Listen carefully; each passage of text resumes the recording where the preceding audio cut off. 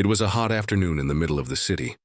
The streets were full of people rushing to work, shopping, or just passing by. No one had time to stop. No one noticed anything. Until a strange man appeared on the sidewalk. He wore dark glasses and held a white cane in his hand. He walked slowly, tapping the cane in front of him, as if trying to find his way. His clothes were expensive but a little dusty. His shoes were polished but his steps were unsure. This man was Mr. Armin, a rich businessman who had everything: money, power, and fame. But today, he wasn't showing any of that. Today, he was pretending to be blind. Why? Because Mr. Armin was tired of people who smiled only when they saw his money. He wanted to know, was there anyone left in the world who would help a blind man without expecting anything in return? So he created a test. He removed his designer watch, wore old shoes, and dressed in simple clothes. Then he put on dark glasses and picked up a white cane. His driver dropped him near a busy street where many poor people lived. He walked slowly, bumping into people. Most ignored him. A few looked annoyed. Some pushed past him without saying a word. But then something unexpected happened. A man sitting on the sidewalk watched him carefully. The man wore torn clothes, had messy hair, and looked very thin. He sat near a dirty wall with a small tin. Get in front of him. He was a beggar. His name was Rafik. Rafik saw the blind man struggling to walk. He didn't wait. He stood up even though his legs were tired and his own stomach was empty. He walked toward Mr. Armin and gently touched his arm. "Sir," Rafik said softly, "do you need help?" Mr. Armin acted confused, like a blind man would. "Yes, I need to cross the road," he replied. Rafik held his hand and carefully guided him across the street. The traffic was loud. Cars zoomed past, but Rafik walked slowly, making sure the man was safe. When they reached the other side, Rafik found a clean spot on the pavement. He dusted it with his cloth and helped Mr. Armin sit down. "You must be tired," Rafik said kindly. Then he opened his small bag. Inside it, there was only a dry piece of bread, a small water bottle, and a cloth. He took out the bottle and gave it to Mr. Armin. "Please drink this," he said. "You look thirsty." Mr. Armin was silent. His heart was heavy. Here was a poor man who had almost nothing, offering everything he had to a stranger. Armin nodded and took a small sip of water. "Thank you," he said. Rafik just smiled and sat back down on the sidewalk. Armin sat there for a few minutes, pretending to rest. Then he stood up and said, "Thank you for your help. May God bless you." Rafik nodded with a smile. "Take care, sir." Mr. Armin slowly walked away, but not toward his car. He hid behind a shop corner and waited. He wanted to follow Rafik. He wanted to know more about this man, who showed more kindness than most rich people he knew. Rafik picked up his tin can, his bag, and slowly started walking down the street. Armin followed him quietly. They passed through small lanes, dirty alleys, and old buildings. Finally, Rafik entered a broken house made of wood and tin sheets. Armin peeked from a distance and watched. Inside the house, Rafik sat down near a sleeping child. The child coughed badly. Rafik touched the child's forehead. "Still warm," he whispered.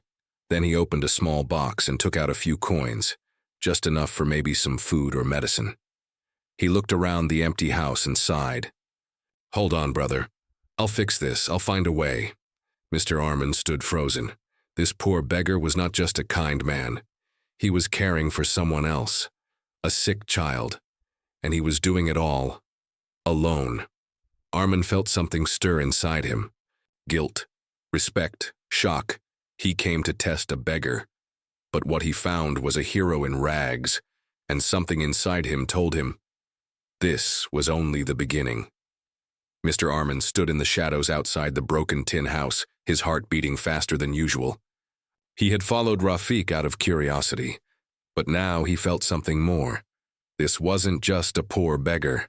This was a man with pain, sacrifice, and deep love in his heart.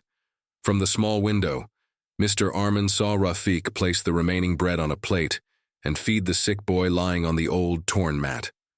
The boy's face was pale. He looked around 7 years old. His body was thin, his lips dry, "Come on, Imran," Rafiq whispered. "Eat a little, you need strength." The boy coughed hard but managed to take a small bite.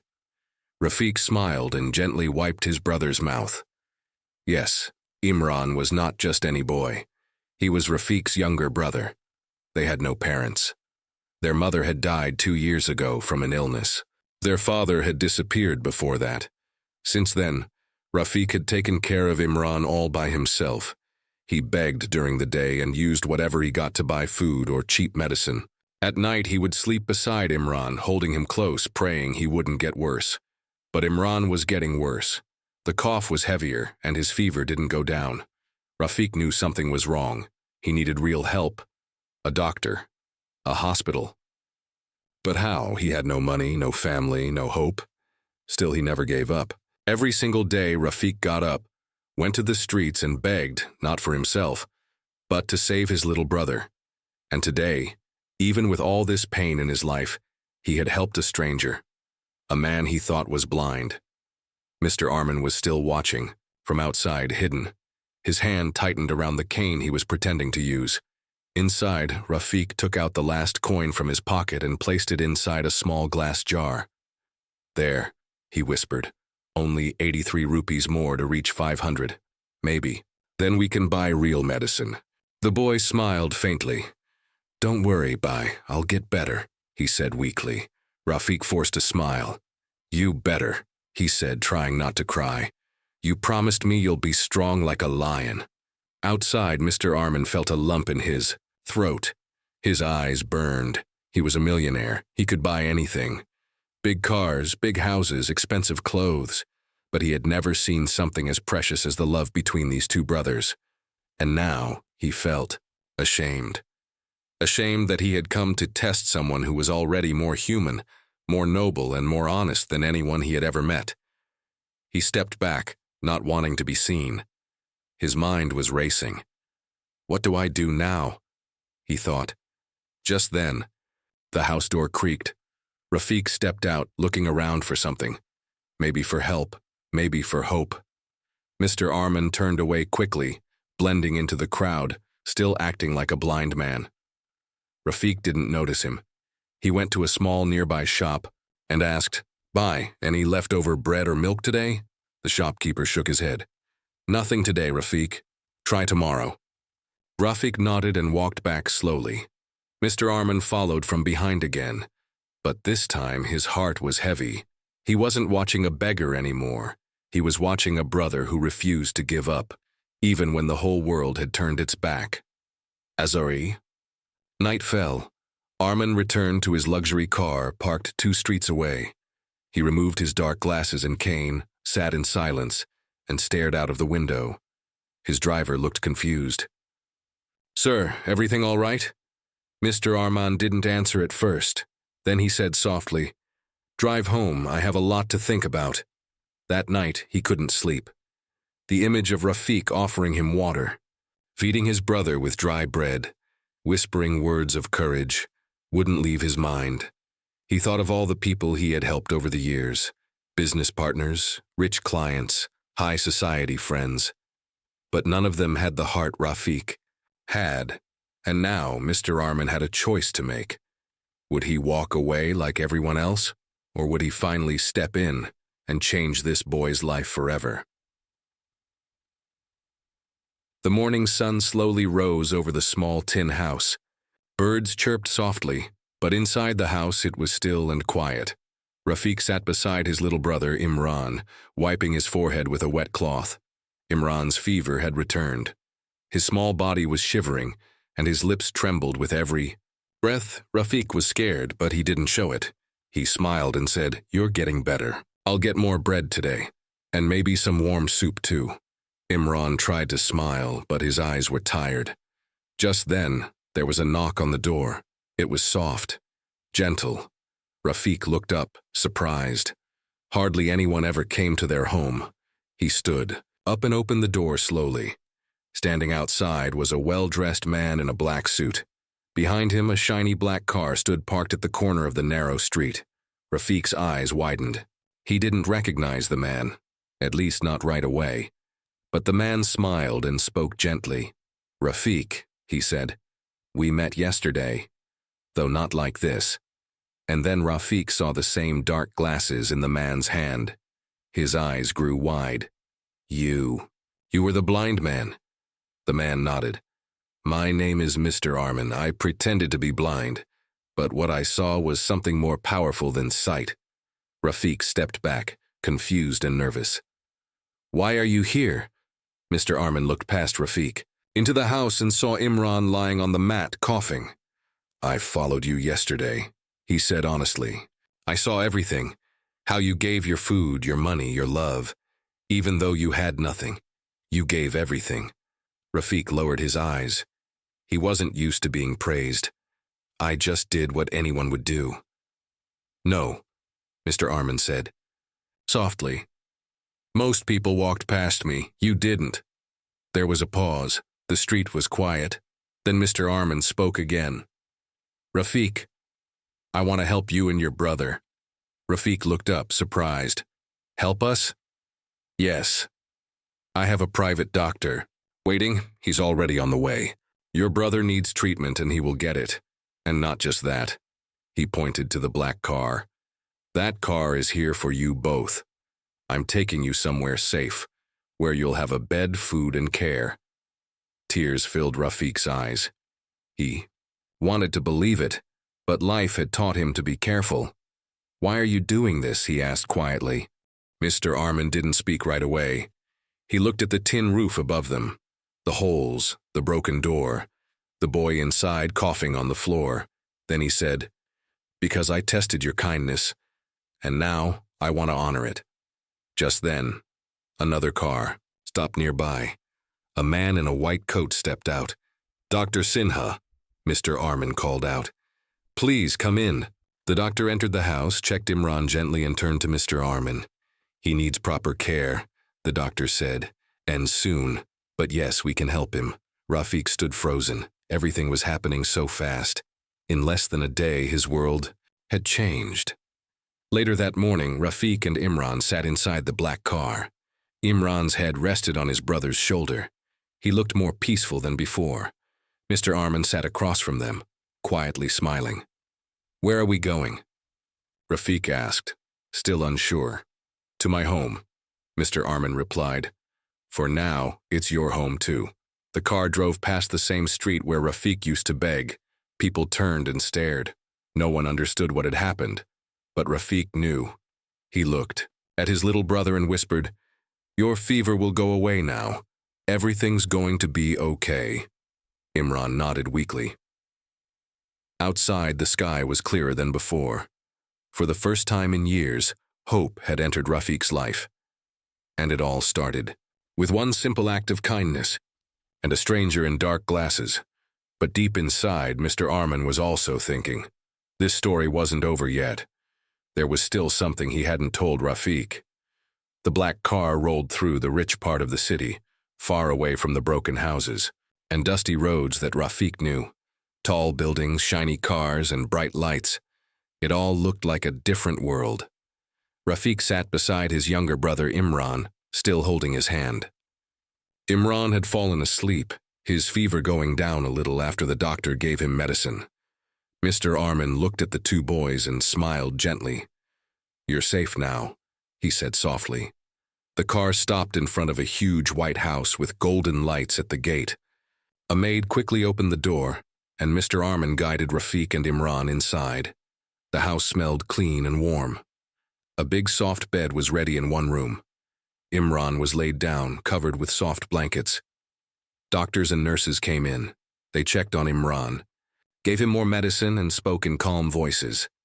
Rafik watched from the corner of the room, unsure if this was a dream. For the first time, someone else was taking care of his brother. Later that night, Mr. Armin called Rafik to the garden. Tiu was quiet. The sky was full of stars. They sat on a bench. Mr. Armin poured 2 cups of warm milk and handed one to Rafik. You must have questions, Mr. Armin said. Rafik nodded slowly. I still don't understand. Why me? Why help a beggar like me? Mr. Armin looked down at the ground. He was quiet for a long time before he spoke again. I wasn't always rich, Rafik, he said. I grew up in a small house. My mother used to make food for the neighbors even when we didn't have enough. She taught me, kindness never loses value, no matter how poor you are. Rafik listened carefully. I worked hard, Mr. Armin continued. I made money, I built a business, but somewhere along the way I forgot her words. He paused. One day while walking past a poor man, I didn't stop. I didn't help. And that night I remembered my mother's face. I felt ashamed. That's when I decided to test the world, he said, to see if true kindness still lives. I became the blind man. But what I didn't expect was you. Rafik lowered his eyes. But sir, I'm no one. No, Mr. Armin said firmly. You are someone. You are proof that the world still has people who care. There was silence between them. The wind was cold, but the moment felt warm. Then Mr. Armin stood up. There's something else you should know. He took out an old photo from his wallet and handed it to Rafik. It was a photo of a small boy standing beside a woman in a bakery. Rafik looked at it and felt something strange. That boy looks like me. Mr. Armin nodded slowly. That's your father, he said quietly. And that woman was my sister. Rafik's eyes widened. What are you saying? I didn't know, Mr. Armin said. Not until I followed you home and asked my old family friend about your mother's name. Rafik was shaking now. You're saying we're family? Yes, Mr. Armin said. I'm your uncle. Rafik couldn't speak. His hands were trembling. Mr. Armin put a hand on his shoulder. All these years I didn't know my sister had a child. When I found out, it felt like God had planned this test to bring us back together. Tears filled Rafik's eyes. All his life he had begged on streets thinking he was alone. And now he had family. Real family. But why didn't anyone come for us, he whispered. After your father died, your mother disappeared, Mr. Armin said sadly. She didn't want help. Maybe she was ashamed. Maybe she just wanted to raise you. On her own. I only learned the truth now. Rafik stared at the stars above, too shocked to speak. Inside the house, Imran was sleeping peacefully. Outside, two lives had changed forever. I want you to live here now, Mr. Armin said. This is your home too. You and Imran will never go hungry again. Rafik wiped his tears. Thank you, uncle. Mr. Armin hugged him tightly. What started as a test of kindness had become something much more, a test of fate, of blood, and of love. But deep in Mr. Armin's heart, a question still remained. Morning sunlight filled the big house. Rafik opened his eyes to soft pillows and clean sheets, something he had never felt before. For a moment he thought he was dreaming, but then he saw Imran sleeping beside him, his fever gone and his cheeks a little pink again. The boy was smiling in his sleep. Rafik smiled too. It was real. He got out of bed and stepped into the hallway. A maid greeted him kindly and offered breakfast. He still wasn't used to being treated this way. Mr. Armin joined him a little later in the garden. He looked happy and peaceful. You slept well? He asked. Rafik nodded. Yes, uncle. Thank you for everything. Mr. Armin patted his shoulder. This is just the beginning. Your life is about to change. But just as they were about to go inside, a loud buzz came from the gate. Mr. Armin frowned and walked to the security screen. A man in a dark suit stood outside. His face was serious, his eyes sharp. Rafik saw him on the screen and suddenly felt cold. Something about the man didn't feel right. The guard at the gate answered, but the man held up a badge. I'm from the Child Welfare Department. I need to speak with Mr. Armin. It's urgent. Mr. Armin's face changed. What is this about? The guard turned to him. Sir, he says it's about the boy. Rafik. Rafik froze. Why would anyone from the government want him? Mr. Armin walked to the gate and allowed the man inside. They sat in the living room. The officer pulled out some papers and looked at Rafik. Is this boy living with you now? Yes, Mr. Armin replied calmly. He is my nephew. His mother was my sister. The officer raised an eyebrow. Do you have any proof of that? Mr. Arman stayed silent for a moment. Rafiq's heart began to race. We recently discovered our relation, Mr. Arman said. We're doing a DNA test soon, but I'm sure. The officer didn't look convinced. I received a report that a rich man took a poor street boy into his house without legal permission. The officer said, That's not allowed. But I'm not just a poor boy, Rafiq cried. I have no one else. He's my family. Maybe, the man said coldly. But rules are rules. Without documents or a court order, you can't keep him here. He has to come with me until we confirm everything. No, Rafiq shouted. Please don't take me away. Imran ran into the room crying. Paya, what's happening? Mr. Arman stood up, his voice calm but firm. Officer, I understand the law. But this boy has done nothing wrong. He was on the streets because the system failed him. I won't let it fail him again. The man stood too. Then show me the proof. Until then, I'm taking him with me. Mr. Arman clenched his jaw. He knew fighting with the law could make things worse. He looked at Rafiq, who was now hugging Imran tightly, fear in both their eyes. Then Mr. Arman said something surprising. Rafiq, take Imran and go to your room. But please, he said gently, I'll handle this. Rafiq obeyed, though his hands were shaking. Back in the room, he held Imran close and tried not to cry. Downstairs, Mr. Arman made a call to his lawyer. Within an hour, legal papers were sent to the house. Mr. Arman had already started the process of guardianship after learning the truth about Rafiq. The officer looked through the documents. I see, he said slowly. These help, but I'll still need to report this. You do what you must, Mr. Arman said, but these boys are not going anywhere. The officer gave a nod and walked out without another word. Mr. Arman stood by the door until the gate closed. Then he walked slowly back inside. His heart heavy but his mind clear. When he opened the door to the boys' room, Rafiq looked up scared. Mr. Arman smiled and opened his arms. You're not going anywhere, Beta, he said. Rafiq ran to him and hugged him tightly, tears flowing.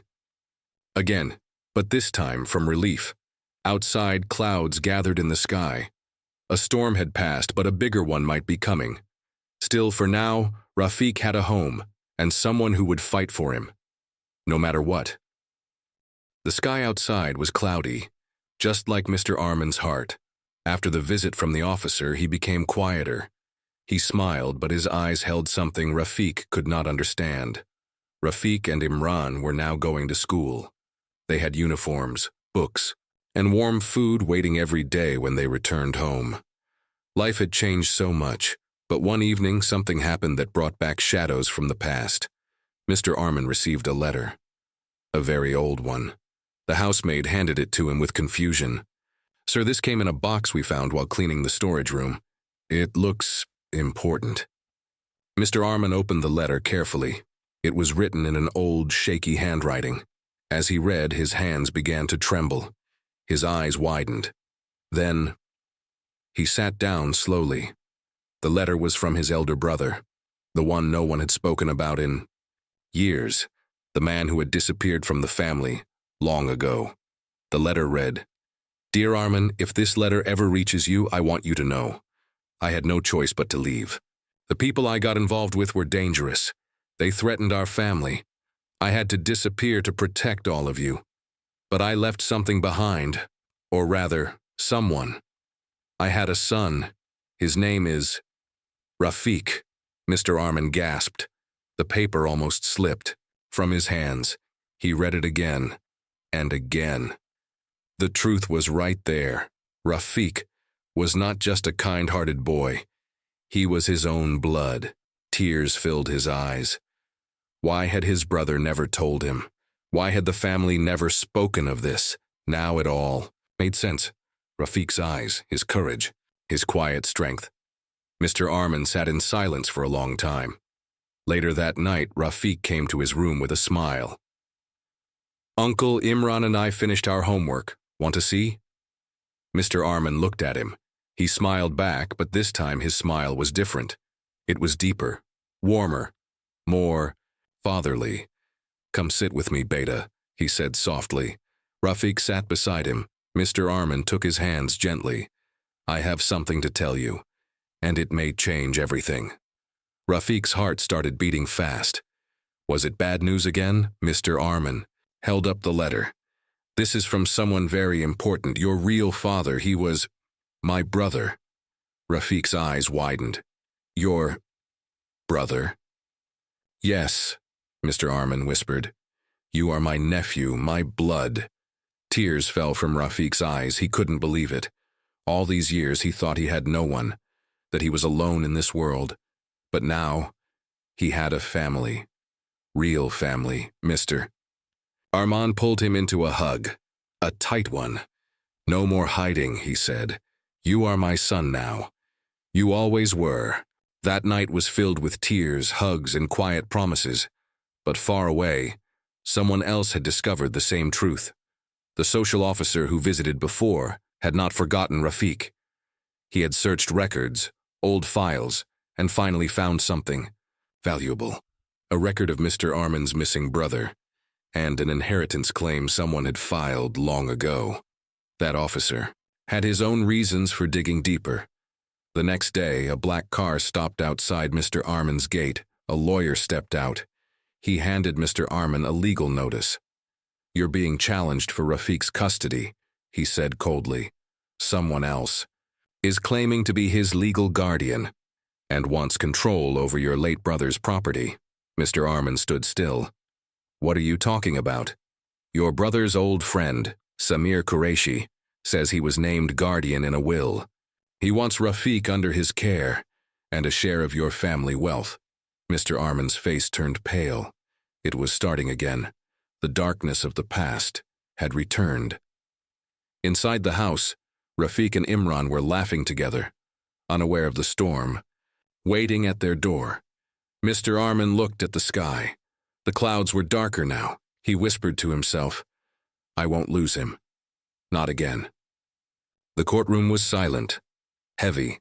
Every sound echoed. The turning of pages, the soft whisper of shoes, the ticking clock. Rafiq sat beside Mr. Armin. His hands were cold, his face nervous. He had never been inside such a place before. His heart beat fast. What if they took him away? Across the room sat a man in a black suit, Samir Qureshi. He wore a fake smile, but his eyes were sharp, greedy. He told the judge, "Your Honor, I was named the legal guardian of Rafiq by his late father. I have papers. I have proof. The boy belongs with me." Mr. Armin stood up. His voice was calm but strong. "Your Honor, this man may have papers, but he doesn't have a heart. He only came forward after learning Rafiq is my nephew and heir to my brother's forgotten wealth." The judge raised an eyebrow. "Do you have any proof that Rafiq is your nephew?"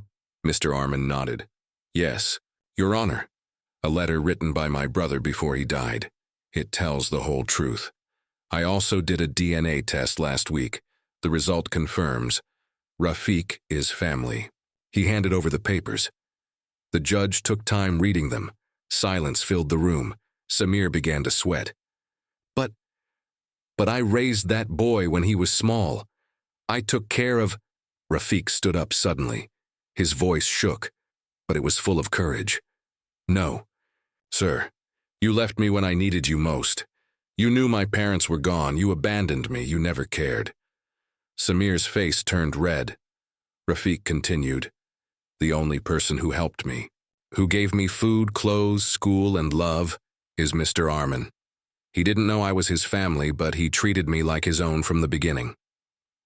The courtroom was moved. People in the audience whispered.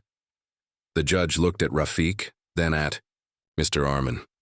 He finally said, "This case isn't just about paperwork, it's about the heart, about actions, not just words." He turned to Samir. "You ignored this boy for years, but when you heard about inheritance, you came running. This court cannot give custody to someone with such selfish intent." Then the judge turned to Rafiq. "Son, do you want to live with Mr. Armin?" Rafiq nodded quickly. "Yes, sir. He's not just my uncle, he's my father in every way." The judge smiled. Then I hereby grant full custody of Rafiq to Mr. Arman. Case closed. The courtroom erupted in relief. Rafiq jumped and hugged Mr. Arman tightly. Outside, cameras flashed. News reporters waited. The story of the millionaire's blind test had already gone viral. But now, this twist made headlines. Beggar turned nephew wins the heart of a millionaire and his home. That night, a small celebration happened at home. Imran brought cake. The housemaid made sweet tea. Mr. Arman raised a toast.